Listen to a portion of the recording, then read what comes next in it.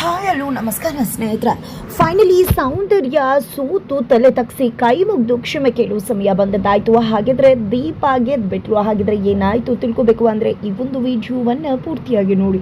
ಇಲ್ಲಿ ದೀಪ ಊರಿನ ಜನಗಳೆಲ್ಲರೂ ಕೂಡ ಸೇರ್ಕೊಂಡು ದೀಪ ಕೈಗೆ ವಿಗ್ರಹವನ್ನ ಕೊಟ್ಟಿದ್ದಾರೆ. ದೇವಿಯನ್ನ ಹಿಡಿದು ಮುಂದೆ ಹೋಗ್ತಿದ್ದಾಳೆ. ಆ ಒಂದು ಹಬ್ಬದ ಸಂಭ್ರಮದಲ್ಲಿ ಮೆರವಣಿಗೆಯಲ್ಲಿ ದೀಪ ತುಂಬಾ ಚೆನ್ನಾಗಿ ಅಲಂಕಾರ ಮಾಡಿಕೊಂಡು ಅವರನ್ನ ಕೂಡ ಇದ್ದಾರೆ.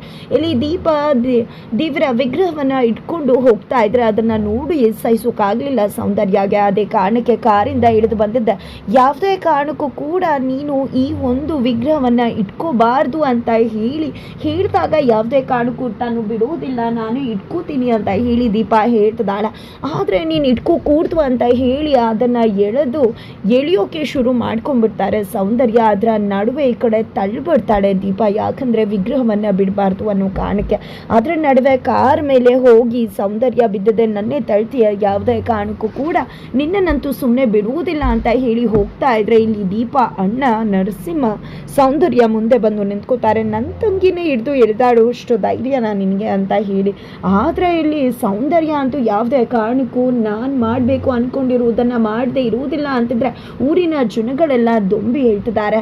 ಏನಮ್ಮ ಅಂದ್ಕೊಂಡಿದ್ಯಾ, ನಮ್ಮೂರಿಗೆ ಬಂದು ನಮ್ಮೂರಿನ ವಿಗ್ರಹವನ್ನೇ ಹಿಡಿದು ಎಳಿತೀಯಾ, ಯಾವುದೇ ಕಾರಣಕ್ಕೂ ಕೂಡ ನಿನ್ನನ್ನು ಸುಮ್ಮನೆ ಬಿಡುವುದಿಲ್ಲ ಅಂತ ಹೇಳ್ತಿದ್ರೆ ಇತ್ತ ಕಡೆ ಏನಾಗ್ತದೆ ಅಂತ ತೋಚದೆ ಚಿಕ್ಕತ್ತೆ ಕಂಗಾಲಾಗ್ಬಿಟ್ಟಿದ್ದಾರೆ. ಈ ಕಡೆ ಸೌಂದರ್ಯಗೆ ಏನು ಮಾಡಬೇಕು ಅಂತ ಗೊತ್ತಾಗ್ತಿಲ್ಲ. ಊರಿನ ಜನಗಳೆಲ್ಲ ನೀನು ಕ್ಷಮೆ ಕೇಳಲೇಬೇಕು ಅಂತ ಹೇಳ್ತಿದ್ದಾರೆ. ಆದರೆ ಸೌಂದರ್ಯ ಮಾತ್ರ ಇಲ್ಲ, ನಾನು ಯಾವುದೇ ಕಾರಣಕ್ಕೂ ಕೂಡ ಕ್ಷಮೆ ಕೇಳುವುದಿಲ್ಲ, ಅಂದರೆ ನೀನು ಕ್ಷಮೆ ಕೇಳಲಿಲ್ಲ ಅಂದರೆ ಬಿಡೋರು ಯಾರು ಅಂತ ಹೇಳಿ ರೊಚ್ಚಿಗೆ ಹೇಳ್ತಿದ್ದಾರೆ ಜನಗಳು. ಸರಿ ಆಯಿತು, ಕ್ಷಮೆ ಕೇಳ್ತೀನಿ ಅಂತ ಹೇಳಿ ನಾನು ಎಳೆದಿದ್ದಕ್ಕೆ ದಯವಿಟ್ಟು ಕ್ಷಮಿಸ್ಬಿಡು ದೀಪ ಅಂತ ಹೇಳಿ ಕೈ ಮುಗ್ದು ಕ್ಷಮೆಯನ್ನು ಕೇಳೋಕೆ ಮುಂದಾಗೇ ಬಿಟ್ರು ಸೌಂದರ್ಯ. ಫೈನಲಿ ಇಲ್ಲಿ ದೀಪ ಸೌಂದರ್ಯ ಮುಂದೆ ಜೈಬೇರಿಯನ್ನು ಬಾರಿಸಿದ್ರು ಅಂತಾನೆ ಹೇಳ್ಬೋದು.